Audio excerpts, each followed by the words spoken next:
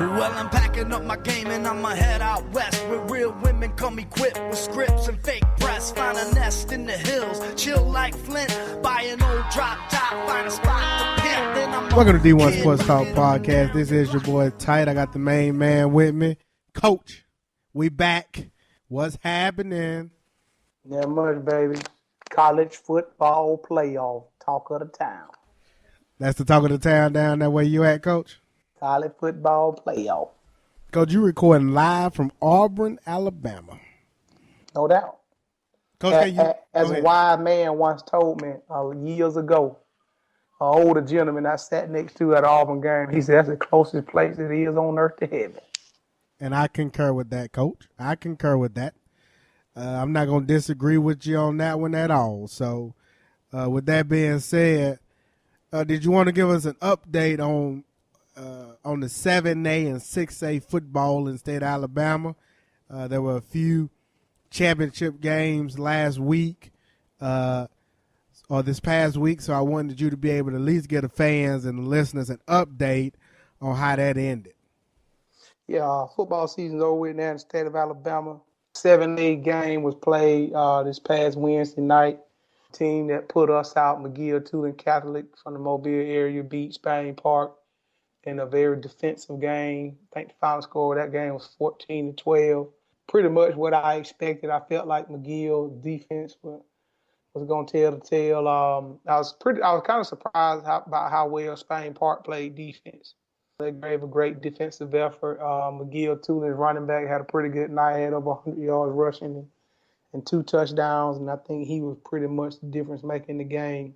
If it wasn't for a couple of turnovers, probably wouldn't have been that close. But shout out to McGill. I was able to make it to Tuscaloosa Friday night.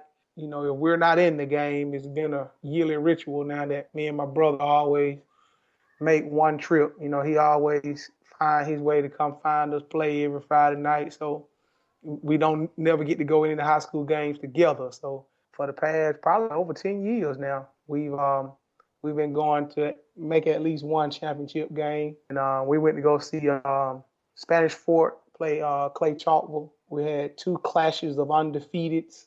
Clay Chalkville had a 29-game winning streak going in the state of Alabama. The longest current win streak by a public school. And the quarterback for Spanish Fort was 34-0 as a starting quarterback.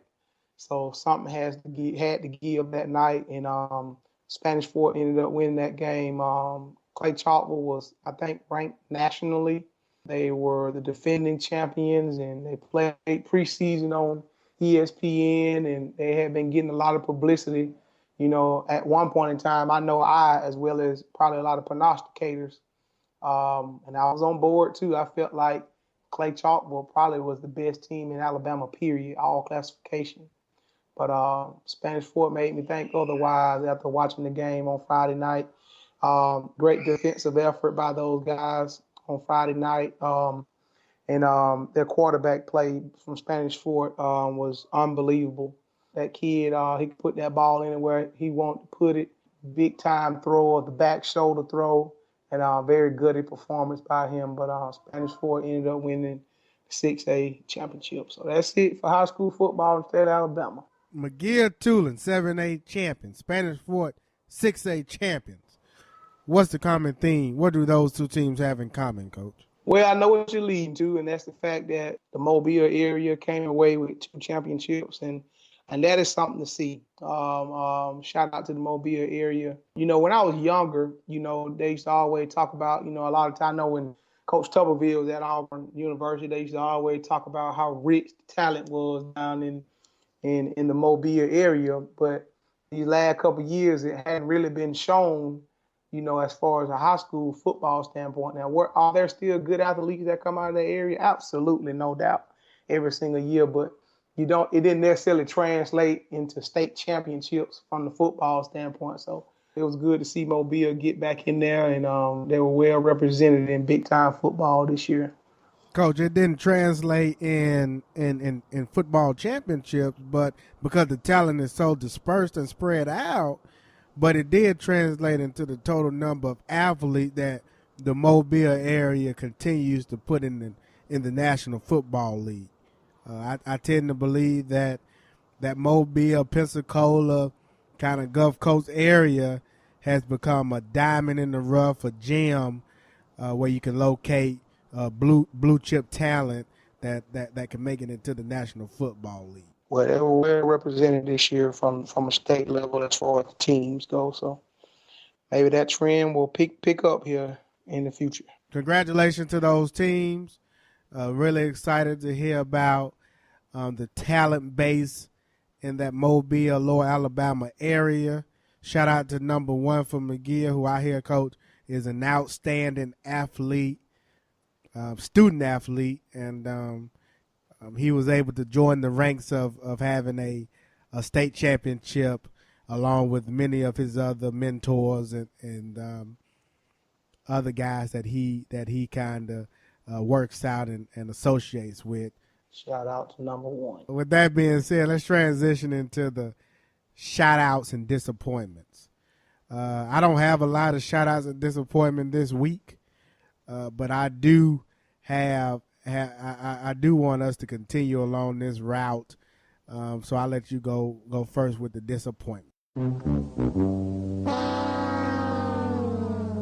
Well, I didn't have many disappointments at all this week either, but I'll start off with the UNC Clemson game. I don't understand how certain calls in the game can be looked at and others can't. You know, I'm not going to sit here and be one of those people to say, oh, well, they would have won and all this and that. But I felt like that call with North Carolina on the onside kick was a rough one. And we got to do something about that as far as officiating goes. Oh, the officiating coach needs to that during this offseason at both the collegiate level as well as at the professional level, the refereeing really needs to be looked at, and really there needs to be some type of new order and a change put in place. And I was actually listening to a radio show today, Paul Feinbaum's show, and I listened to one of the callers, and he made a good point. Why don't we incorporate some of that tennis technology into the game of football, where every player is reviewed, but in tennis they got it to where when you hit that ball, Coach, it'll let you know if it's in and out. So we can use that kind of stuff on if someone steps out of bounds, or we can use that type of technology in the football if it's being called or something. But there really needs to be the current refereeing state is archaic, and we really need to look at revamping refereeing, because this year, both on the professional level and the collegiate level, refereeing has been a huge disappointment. Yeah, I think things like that are coming. I think I was interested to see, if you remember back when they were talking about the quarterback from Army, Army got to where they were putting chips in their footballs right now. I saw that. Yeah, Keenan Reynolds was breaking so many records, so they just scan them. So, at least we're moving in that direction of being able to put things in footballs and allowing us to be able to play with those balls where they have these instruments in them. So, I definitely don't see how that can't be achieved here in the near future. The other thing that I think is I feel like the punishments for the officiating problems aren't very fair. Most of the times when there's a bad call, it's always the on-field official that gets suspended. But what about the guy that has all the camera angles that sits up in the booth? Shouldn't he be punished also? He get the best look of anybody. Good point. That's a good point. So I think all those things need to be looked at. But we've had some rough calls. We've had more bad calls with instant replay than I think we've had without them.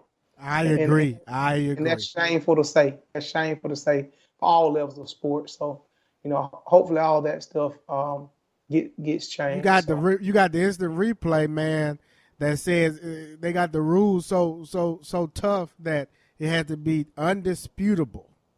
And you sit there and you look at it, And now they making judgment and decisions to say, well, there is doubt. Now I'm looking at it. I mean, it's even to the point like you hear previous commentators say, you don't even know if the guy catching the ball. Now, you don't even know what a catch is no more in the NFL. At the National Football level, you don't even know if it's a catch or not with the way that the officiating is going and catching the ball, and it has to be undisputed and all this kind of stuff. I was in there watching. I know this is a college show, but we was watching the Saints and the Panthers yesterday in the red zone, and Greg Olsen on that fourth down play made a spectacular catch, but then that was under review and challenge because at the end of it, when he was getting ready to stand up or what have you, he dropped the ball. So then they want to check to see if that was a catch. So I don't know. I know I done got off on a tangent, but the refereeing this year in both levels has been horrible. It's been pathetic, Coach. I didn't really have any more disappointment. Oh, I got okay. Go ahead. I got disappointment. Disappointment. I got two disappointments. First disappointment goes to the special teams kicker for Clemson. Now it is a long. What was it? 3rd and 15, and he calls it upon himself to run a fake on his side of the field and get clobbered. That play called Red Rover Go. Red Rover Go. Yeah. What is it called, Coach? Red Rover Go. When does he make that call at the line of scrimmage, or is that a call in the huddle? Well, you usually call Red Rover Go in the huddle, but apparently somebody heard the wrong thing. So he got out there and he saw something. You remember back in the day when you would play Tecmo Bowl? Oh yeah. And then they would say he sees something in the defense. Oh yeah. He saw Madden, or Madden. They would say he sees something in the defense. Apparently, this special teams kicker saw something in the defense that he decided to call Red Rover Go. Coach, he was unsuccessful. I'm kidding with you about Red Rover Go, but that has happened to us before in high school ball where, the kicker, we call the play Red Rover, and it's the rollout rugby style kick. But if Red Rover, the kicker, is supposed to make the decision based upon whether they're rushing hard on that side or not, whether he think he can make it for a first down. And usually you run that obviously in a short yardage situation, 5 or less. Where we was out there one Friday night and coaches out there yelling Red Rover, Red Rover. And we like 4th and 15. And our punter decides to run it. Yeah, it was 4th and 15 on that play. That was a correction on my part, Coach. It was 4th and 15. I said 3rd. For some reason, I had my downs messed up. But you're right. It was a 4th down play. And when we get back to the sideline, we ask him, why did he do that? And he tell us he heard somebody say, go.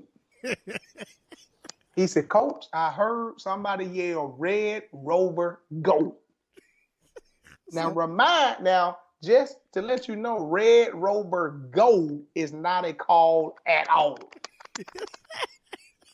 So the fact that even if somebody said go, that is not a call. But apparently, Clemson likes to run Red Rover Go. So they ran red. And Coach, did you see him go? He went. The flow was going to the right. Yeah. And then he looked disgusted that he didn't make it, like he thought he was gonna make it. Go. He looked pathetic, Coach. But that's the first. The second disappointment goes out to your boy Dabo and the Nay. And the reason, Coach, he gets this, coaches, America, listen up, America. Turn your radios up now. Listen, come in close to the radio and listen to what I'm about to say. If you got your Beats by Dre on, if they wireless, that's great. Turn them up however you turn them up on the wireless. I need you to listen to me, America. These coaches got to stop putting these kids on display on the sideline. You can't sit out there and show that you are the most powerfulest man on the field with these powerless kids. Dabo should be ashamed of himself for the temper tantrum and completely losing it on the sideline. Now, I understand an old school coach mentality that you like to go and you want to yell, and I can see him yelling 2 or 3 times at the kid. But, Coach, he put his hands on the kid.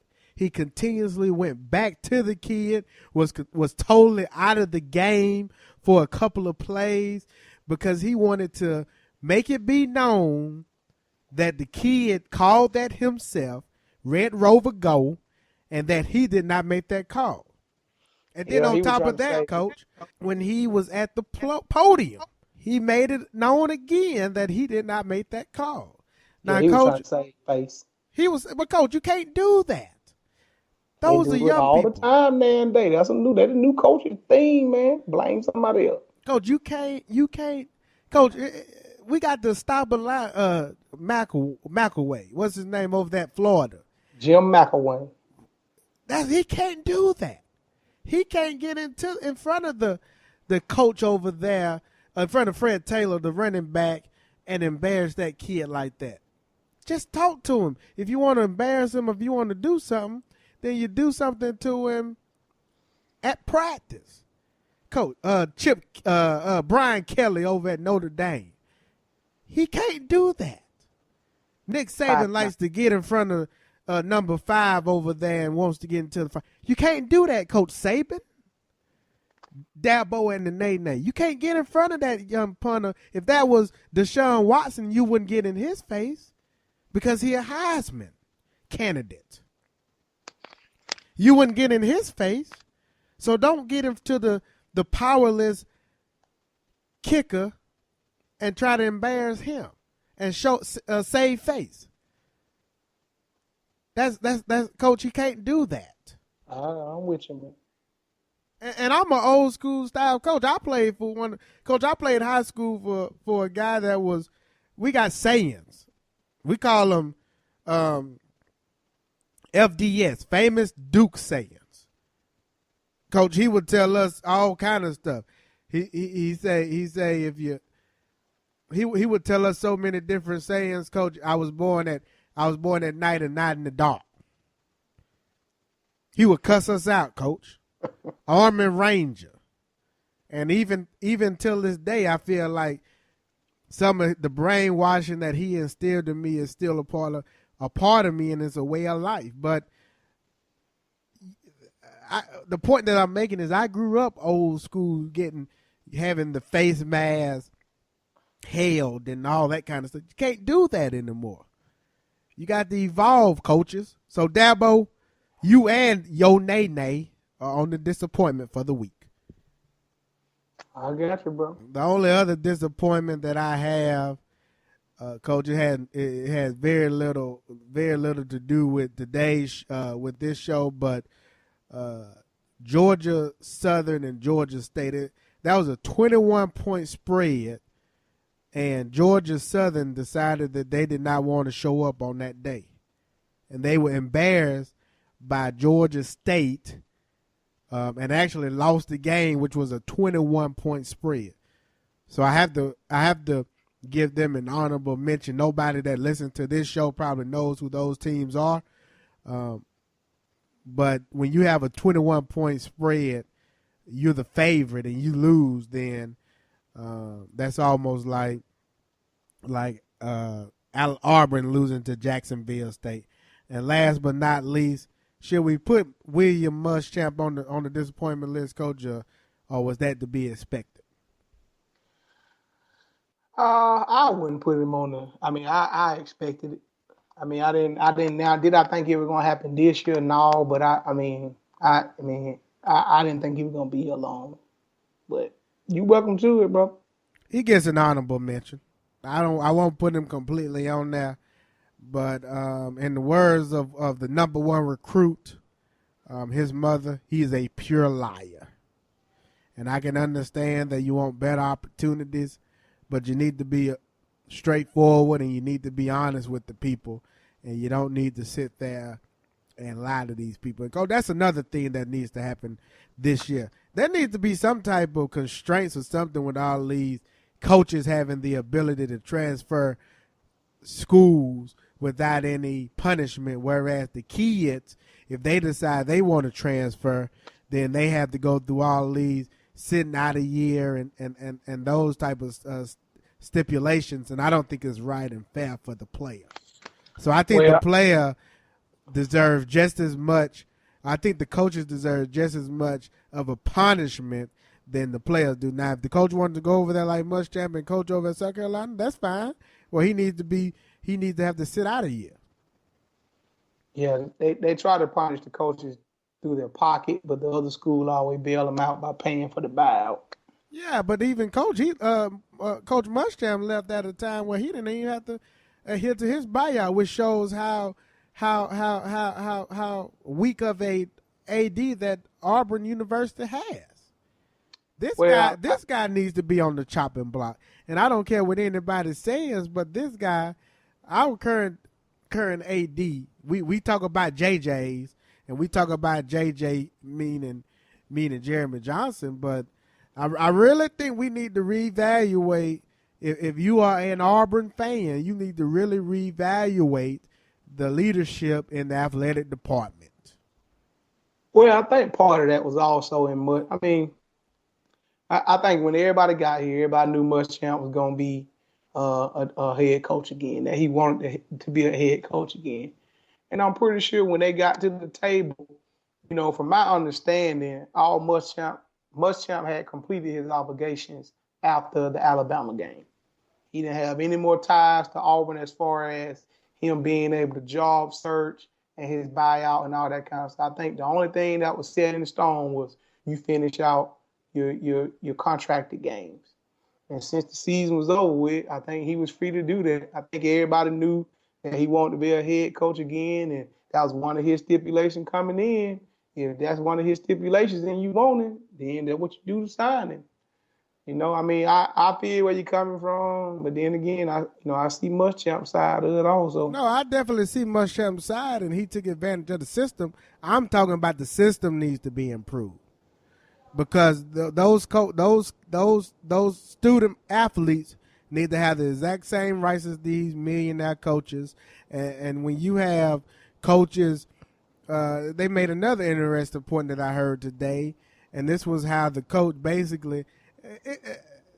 Derrick Henry, who I'm not the biggest Derrick Henry fan when it comes to his running style, and I don't see him being successful in the NFL, but Nick Saban ought to be ashamed of himself for running that young man. I believe it was 96 times or 90 times in 2 games. I think he had 40 in the championship game, I think. And they had 46 versus Auburn. So what's that, 86? So he needs to be ashamed of himself because, as they say, he basically riding Derrick Henry, and at a position that Derrick Henry plays, he started getting the wear and tear on his body to the point to where he actually losing money. So these coaches need to be held to a higher standard, and we need to start questioning these coaches, and we need to start questioning just the policies that are in place. We really need to question these guys, and we really need to just start to really revamp college sports, both at the referee and at the coaches level. Those are my disappointments for the week, Coach. Breaking news. I think I know where you're going. Talk to me.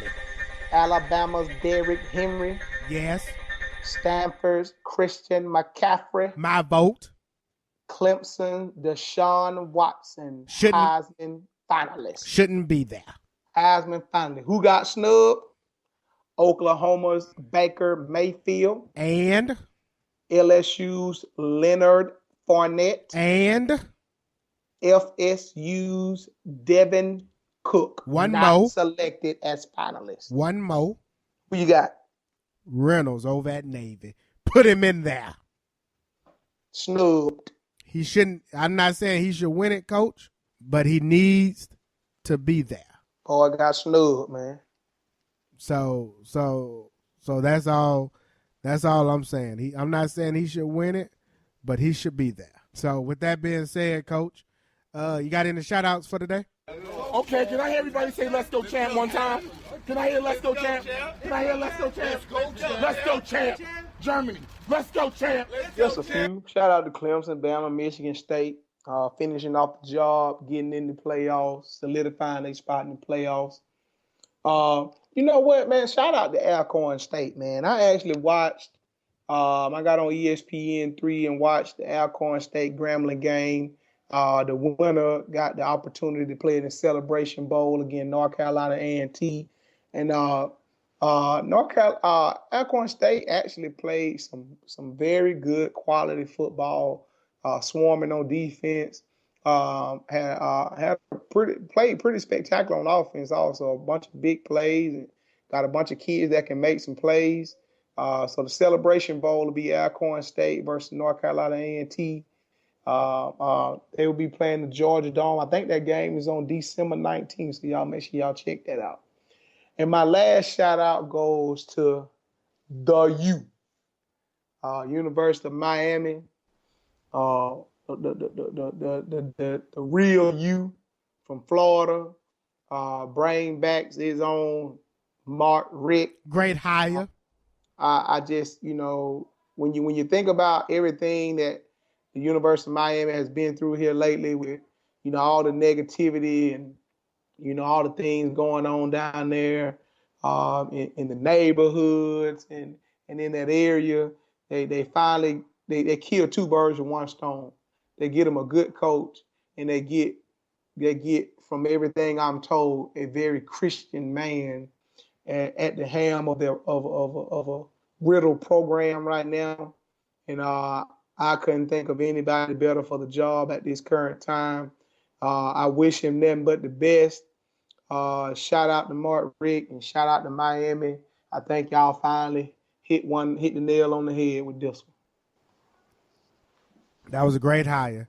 Coach, I second your shout outs. Shout out to all the teams that won this past week. I think you all are deserving teams. I was surprised by the Clemson victory. I do not believe that Clemson still is a national championship team, but this is why you play the games. I'd like to also give a shout out, Coach, to this is outside of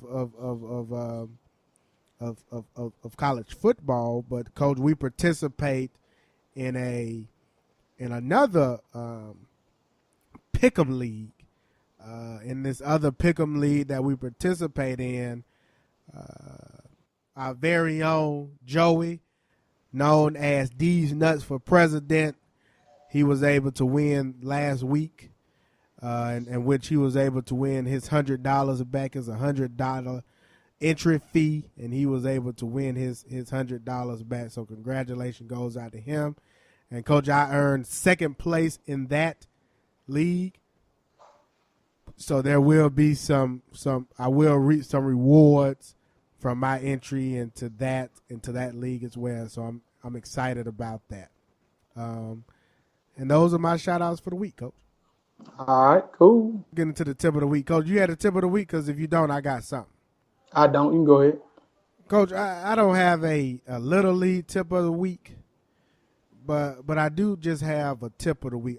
This past week, Coach, I was able to attend the SEC championship game. Shout out to Miss Moore for everything that she was able to do for us. She was able to get us into the hospitality suite. I was able to attend the SEC Legends Dinner. Met a guy by the name of Vern Lindquist, who announces the games for CBS. For those that follow college football, him and Gary Danielson, had a chance to meet him. Spoke to our very own Takeo Spikes. Had an opportunity to talk to him as well as as well as Earl Bennett. Had a chance to talk to him from Vanderbilt.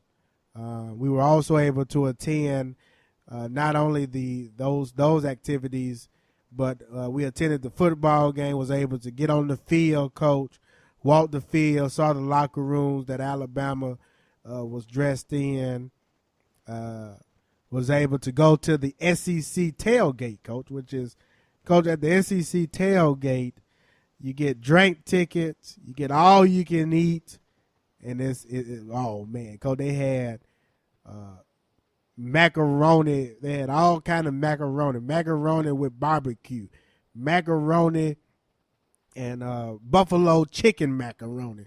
Coach, I had buffalo chicken macaroni. I had a chicken meatball. I had a regular barbecue meatball. Had a roll. Had turkey. Had carved roast beef. Had a salad, coach. Put a lot of ranch dressing on it. That sounds like a pregame meal photo, man. Coach, I had all of that. Had me a couple of Bud Lights over at the SEC tailgate and sat over there for a few hours, letting the food settle before you went back and got seconds. Had a really good meal over there. Actually ran into two former Auburn football players. Got a chance to chop it up with Jason Campbell again, coach. Had some real good laughs with him. Be on the lookout. Hopefully we'll have him on one of the network shows soon. But just had a good time, and then was actually able to attend the game. Coach sat in the lower bowl at the game. Had a wonderful time. Saw the entire game. Left right after the Florida Hail Mary touchdown pass, but overall had a good time, Coach. But today's tip of the week, Coach, I saw something, Coach, and it reminded me, and it really bothered me, Coach. Coach, after graduating from Auburn University, I moved to Houston, Texas. Lived in Houston, Texas for 7 years. After living in Houston, Texas for 7 years, relocated to the DMV. For those that do not know what the DMV stands for, it stands for D.C., Maryland, Virginia area. Moved to the DMV area. And, Coach, when I moved up here 5 years ago, it was kind of a culture shock. Coach, living up here in the DMV area, you get all kinds of people, all shapes, all sizes, all ethnicities. You realize that the world is more than black and white. You get Ethiopian, you get Russian, you get Nigerian, you get black, you get white, you get German, you get Moroccan. Coach, you get all ethnicities of people. Driving and going back to the SEC reminded me of how far we have to go in college football in regards to inclusion and diversity. Coach, I didn't realize how big the inclusion and diversity was until the past 5 years. I was able to, with the current company I work for, I was able to lead their inclusion and diversity team for one of the major accounts. And from that experience, I just learned how important it really is to have diverse opinions on large groups and large committees. Because what it does is it provides a perspective that you may not have. Well, this past weekend, with me having the ability to go to these hospitality suites and see these different things, what I saw, Coach, was the effort by the SEC, which is a great effort. They've done a good job of attempting to diversify, and I acknowledge and I see that. Where we need to see more diversity, Coach, I was able to see these different Orange Bowl committees. Saw the Orange Bowl committee, Coach. Saw the Citrus Bowl and the Sugar Bowl committee, Coach. Saw executive C-level suite, ESPN executives, Coach. I broke bread with them, Coach. I broke bread with them. Guess what was the common theme between all of these executive C-level suites? Let me know. They were all white males. All white males. Coach, there needs to be more inclusion and diversity on these committees, these Orange Bowl committees, these Sugar Bowl committees, at the executive level of the SEC. All of these committees and all these college football organizations, there needs to be more diversity, whether that's women, whether that's black, whether that's Asian.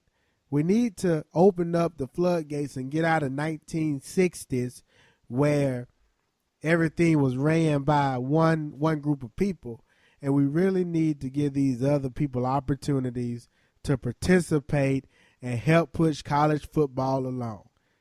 It felt really bad, Coach, when I came back, and even from the fan perspective, Coach. Coach, some of these older white male fans that I interacted with this past weekend, they were just straight up rude, Coach. Just straight up ignorant and rude for no reason.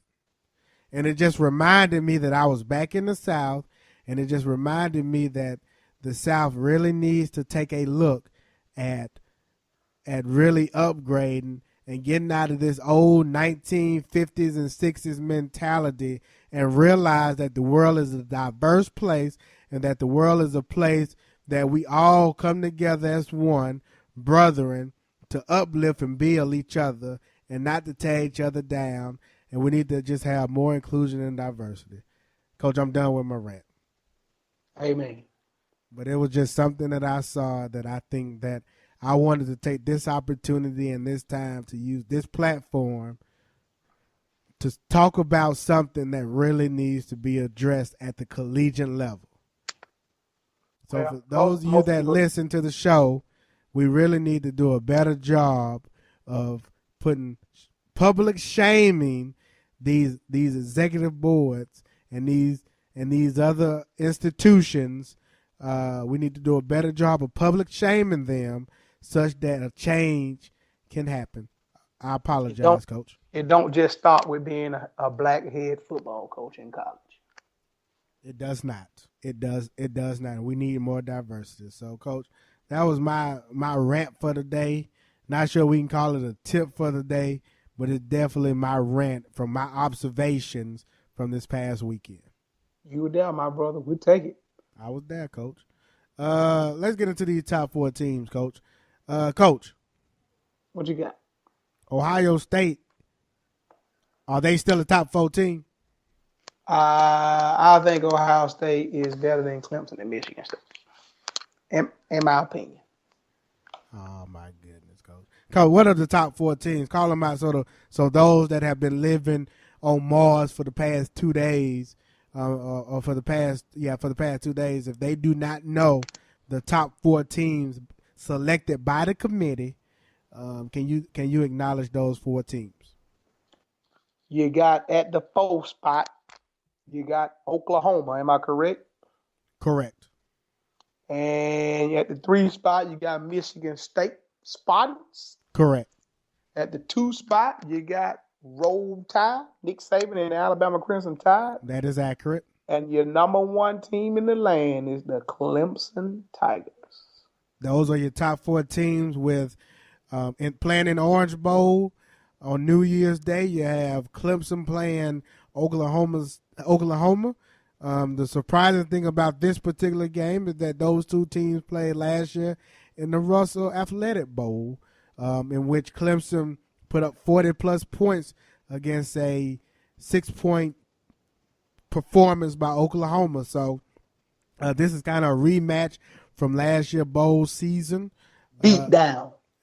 It was definitely a beatdown. That night game, which will be played in Jerry's World in the Cotton, what they call it, the Cotton Bowl.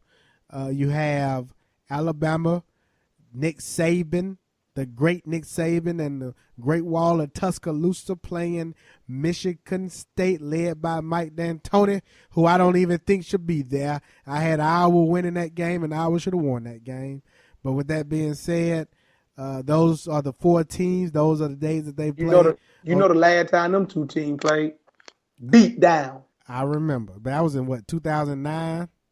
All that 9-7, beat down. Yep. Coach, Alabama, beat down. before we get into predictions, talk about these 4 teams and just who you think may have been left out. You mentioned Ohio State, which I have no idea why you still on that bandwagon, but it is your opinion. This is an opinion show. So, Coach, other than Ohio State, was anyone else left off that you feel like should have made the top 4? No, when you really look right down at it, these are your top 4 teams. Yes, do I think Ohio State is better than probably at least one of these 4 teams? Yes, I do. But the committee did a good job. I think everything kind of laid itself out for the committee. I think probably their toughest job was finding out everybody else, 5 through 10, I guess.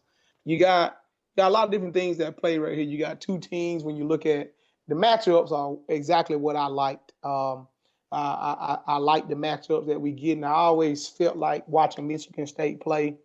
They kind of remind you of Alabama. More of a pro-style attack. Usually a drop-back passer at quarterback. They're going to try to run the ball downhill, play great defense. That's kind of what they're known for. Both coaches, very detail-oriented. 2 guys that are very stern, stick to their guns and do what they do best. Then on the flip side, you got Clemson and Oklahoma, 2 teams that are probably going to spread it out a little bit more. Oklahoma will run the ball a little bit more at you. You got 2 athletic quarterbacks, 2 guys that can make plays with their arms and their feet. 2 teams that are traditionally on the threshold of doing something, even if it's Oklahoma just being on the threshold of playing in national championship games or getting to the playoffs. Where you got a team like Clemson who's looking to get over the hump and win an ACC title or get an ACC championship game. So the matchups are great. These are the if I had to look at the 4 teams and I had to match them up for a first round, that's exactly what I'll do. So I'm looking forward to them. If anybody got left out, I wouldn't necessarily say anybody got left out. Like I said, I do think Ohio State may be better than if I put Ohio State on the field with maybe 1 or 2 of these teams, I feel good about them being able to win the game. I can't necessarily say that about Stanford or Notre Dame or one of the other teams that are on the bubble, But I do think Ohio State got some talent, and I think when they're playing well, I do think they can play on the field with anybody. But no big deal. The playoff committee has spoken, so this is what we got. I'm a real big advocate of Stanford. Wish Stanford would have made it. That one loss that they got at the beginning of the year against Northwestern really hurt them this year. I think Stanford is one of the top 4 teams in the country, but unfortunately, they won't be playing in the playoff game. I think other than that, I think the top 4 teams obviously were the right choice. I disagree with the Ohio State argument. Ohio State hasn't looked really good all year this year. I think that, again, you're going off of a name and you're giving them the benefit of the doubt. Like some believe Alabama is getting this past year. They think that Alabama – I haven't even been impressed with Alabama in the last 2 weeks, and let me tell you why. Alabama really loses. When they lost Kenyon Drake due to that injury against Mississippi State, that offense has really taken a hit. The role that Drake played in that offense really opened up the field for Derrick Henry and the wide receiver, number 3. What's number 3 name? That kid is outstanding, by the way. Calvin Ridley. What's his name? Calvin Ridley. Coach, that kid is outstanding. And I sit there and watch him play live, Coach. That kid is outstanding. Not sure why Auburn can't recruit those type of guys, and if we do, we definitely don't do a good job of developing. But that kid, that kid outstanding. Best playmaker on the field for Alabama. But I think that with Drake taking that injury, that really has messed up the play calling for Lane Kiffin, and that has really messed up the not just the play calling, but it's also messed up the rhythm of that offense, and it's been very evident the past 2 weeks. So if Drake's not healthy enough to get significant number of snaps, I don't see Alabama making it too far into the playoffs. But if Drake, if over these next few weeks his arm heals and he's back to 90 to 95% of his playing speed and playing aggressive play, then I don't see how Alabama loses. So it's 100% in my opinion based on Kenyon Drake and his development over the next few weeks. Because with him not on that field, Alabama looks like a pretty average to below average football team. I got you. Yeah, Drake. I like Drake, man. I think if anything, he just takes some carries off of Henry, man. I mean, maybe he don't have to tote it 40 times. Steve Spurrier said it the best. Alabama collectively should have the best college football team ever assembled in the world. And you would think that they would have another tailback on that team that could spare Henry a little bit. So, maybe, that, but again, on the backside, recruiting ain't always legit. So maybe they don't have a guy that they feel comfortable with. But yeah, I do think Drake could help take the load off of Henry a little bit. But I don't know, man. I think the last impression that we got of Ohio State was pretty good. Beat down. I mean, they totally demolished a Michigan team that's played pretty daggone good this year. So, I wouldn't necessarily say it's a name thing. Now, I don't know how they're going to go into this bowl game. I personally am looking for them to falter in this bowl game because I think they are a little disappointed. And they probably do feel like they should be playing the bigger bowl and all this kind of stuff. So I'm interested to see how they're going to respond, especially after, the comments by Ezekiel and 12 gauge. I wonder, are they going to try to go out with a bang or are they mentally already in the NFL? So those are things, that's something else to look for with that team, Ohio State, heading into the bowl season. Coach, give me your thoughts on Auburn, on the bowl, and as well as Coach Muschamp deciding to go to USC East. Was that a good hire? Heard a lot of the ESPN analysts really bashing Muschamp to USC East. Any commentary on that? You can make a case for either way, for both sides, in my opinion. I had this conversation with somebody today. Yeah, you can look at all the negatives that Muschamp went through, the sideline rants, his time at Florida, not being able to get it in and all that. But if you Muschamp and you walk into South Carolina, what would be your selling pitch? I thought about it. I said, if I were Muschamp and I'm in here interviewing for this South Carolina job, what would be my sales pitch? First thing I would do is say, did you see Florida made it to the SEC championship game? And yes, they were playing for somebody else. But the guy that got them kids to Florida, Will Muschamp. That's my defense out there. Those are the kids that I recruited. Those are the kids that I put on that team. And for Muschamp, he could easily sit in there and say, I can see him sitting there and saying, all I was missing was a quarterback. All I was missing was a quarterback. I mean, because in my opinion, I do think that was one of the problems. I'm not saying it was all the problems, because obviously there were a lot of things that have to go on for you to end up losing your job. But I think one of the problems that hurt Florida during his tenure was they could never really get going offensively. They had a guy in now that everybody thought was going to be a blue chip NFL type quarterback, and he never panned out to be that. That kid has since transferred, and they've always had quarterback problems. And I always felt like, man, his first 2 years, I was like, man, if he could just get him a quarterback, he got a good defense and got some playmakers on offense. So I think that's his sales pitch. And, it may not be the best sales pitch, but I think it was good enough to get him a job at South Carolina.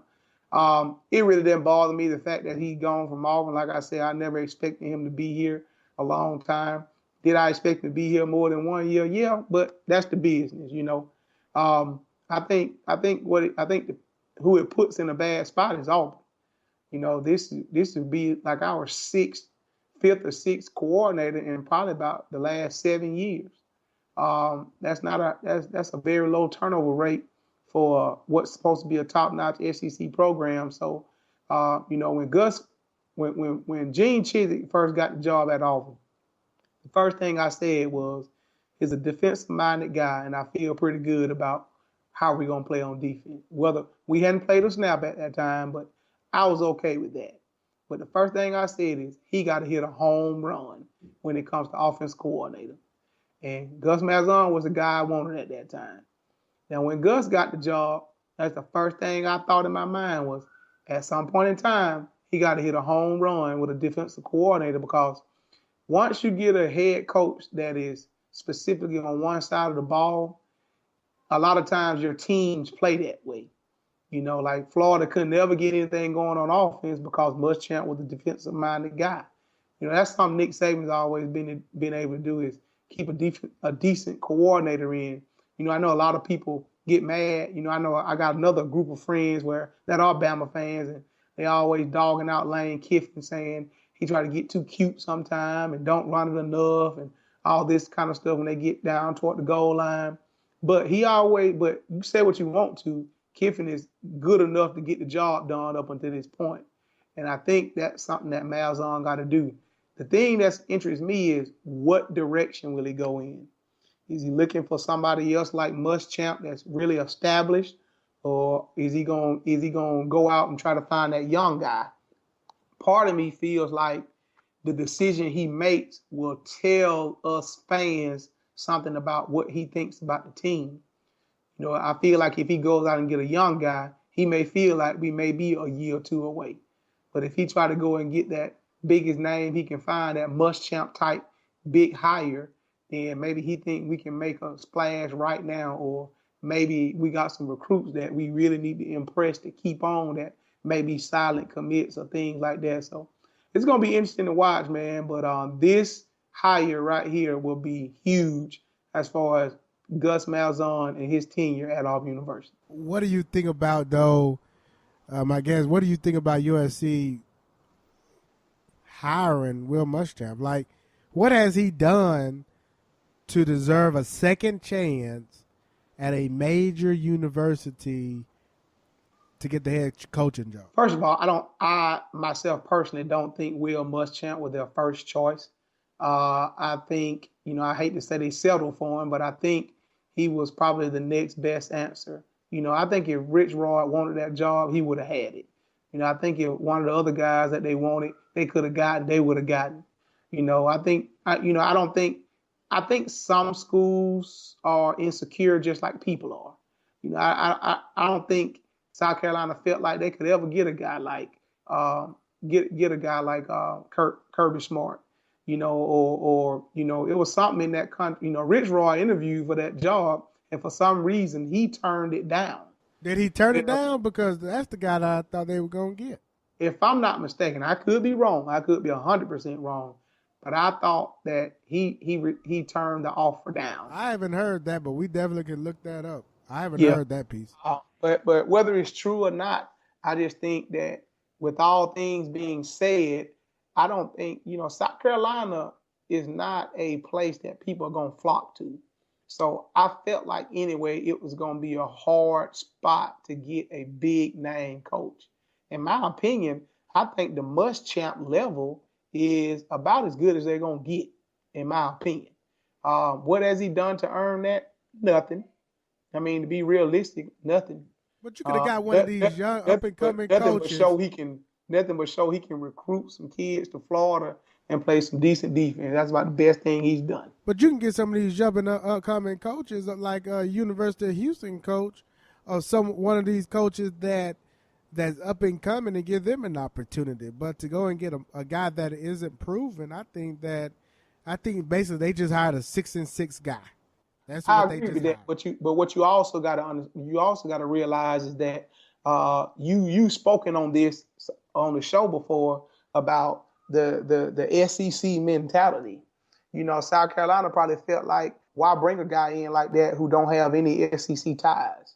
He don't have any kind of recruiting base. He don't know what it's like to play or coach in this league. So why would I take my time and bring somebody? Because it's going to be a development. It's going to be a development process. And in this day and age, how many teams are willing to take that chance? Not many. You definitely. I mean, going out and hiring Muschamp is not going to give you immediate success. You're not going to get immediate success from hiring Muschamp. I don't think hiring a coach from Houston will either. No, it's not. So my point is that you take the risk and you hire the guy that has more uphill positives than you do with a guy that you know what he's gonna give you. So, and I understand that, but the key word you said right there was risk. Some people are willing to do it, some aren't. And that's a good way to end that segment, Coach. Auburn in the Birmingham Bowl. Give me 2 minutes on your thoughts. You get an opportunity to play in the bowl game, you take it. You know, a lot of times you don't get it. You know, I tell my young kids all the time at my school that you don't always get to pick and choose your teammates. You don't always get to pick and choose your wins and losses. We got some seniors on this team that have fought their guts out, done everything they could do for this program over their 4 years here, and they got an opportunity to play in the bowl game, so you take it.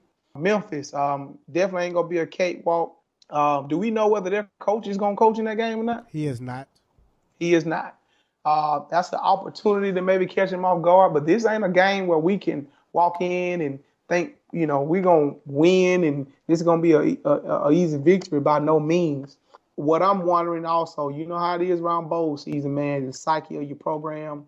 You know, to me, I would hope that our kids are excited to be able to play so close to home as far as Auburn. You know, I know most of these kids, none of them are from Auburn, but you know, there's a chance to have more fans at this game than any other bowl game you ever went to instead of a national championship game, because it's just like driving down here for a regular home game. Tickets aren't that much. Now, yeah, it ain't a whole lot for these kids to go to and do in Birmingham that they probably ain't never done, just riding around with their friends. But it's an opportunity where they stepping on the field with another team. There's an opportunity to get a victory and to end this season on a positive note heading into the spring, and we need anything positive that we can get. This may be the last time that we get to see either one of our quarterbacks play. Maybe the last time some of these coaches get to wear orange and blue.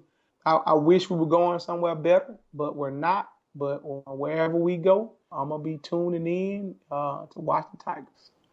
And that wraps us up, Coach. I just did the analysis. I won't go through each of the games. You got all 5 games correct last week.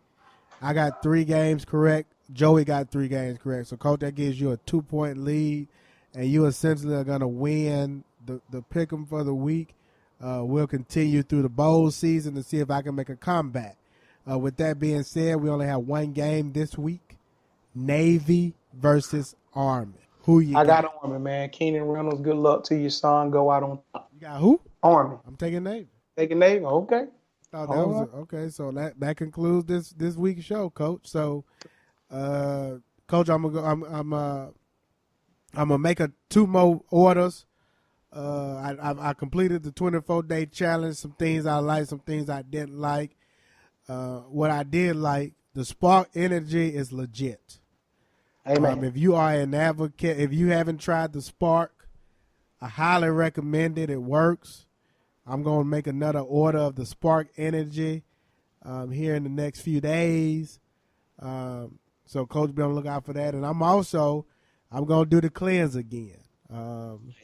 Beginning in January, I will be making a purchase, Coach, to do the 10-day cleanse. Amen. I found the cleanse to be very helpful, and it's something that I want to try to make into my impact. And, Coach, to be quite honest with you, I kind of like the taste of the fiber. Yeah, it's something to get used to, man. But a lot of people just do the cleanse by itself also, the way you talking about doing. A lot of people do that. And I live by that Spark. That's my 8-hour energy on Friday, brother.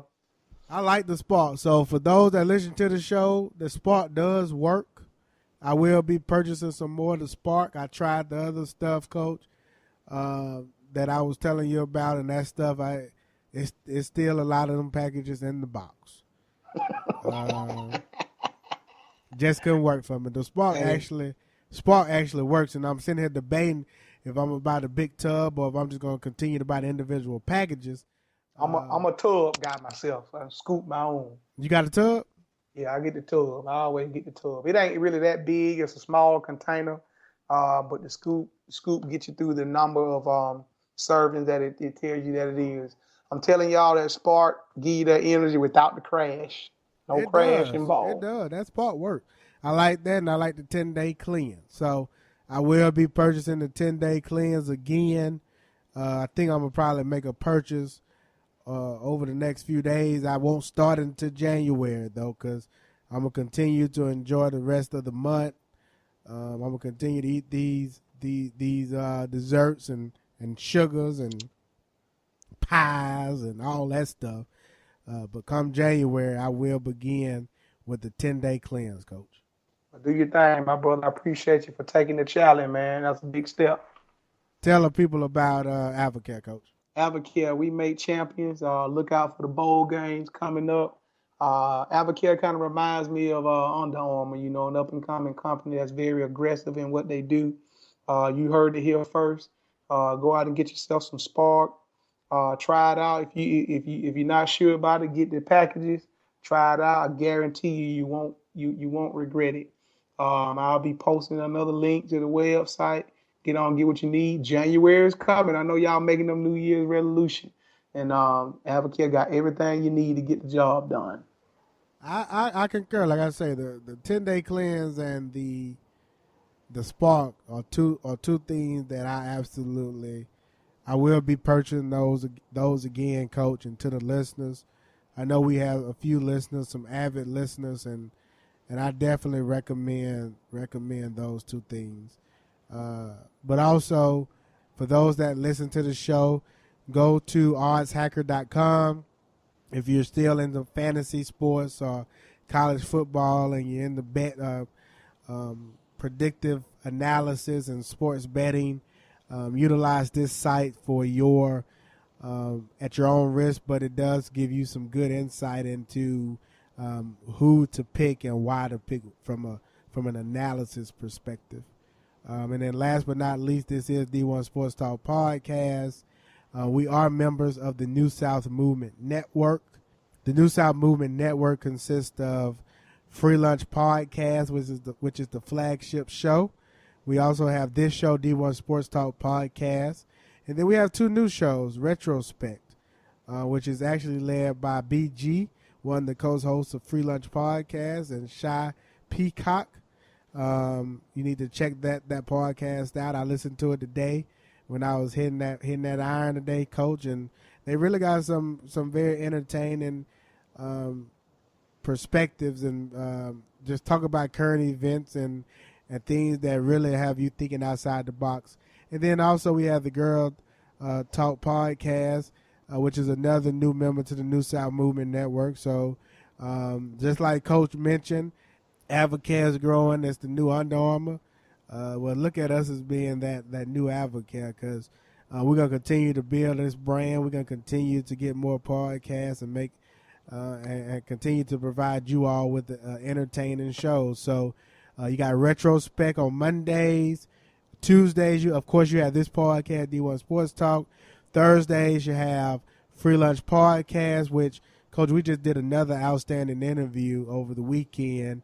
Look forward to dropping that one with another high-profile personality. And then Fridays, you have the Girl Talk Podcast. So you got a podcast each day to listen to as you tune into the New South Movement Network, available on iTunes and SoundCloud. D1 Sports Talk, also available on iTunes and SoundCloud. Just search New South Movement Network, both for iTunes and SoundCloud. So we're going to get up out of here. D1 Sports Talk Podcast at gmail.com, D1 Sports Talk Podcast.blogspot.com, D1 Sports Talk Podcast on your IG. This is your boy Tyke. That is my main man, Coach. Yo. And I'm headed out west, because I want to be a cowboy.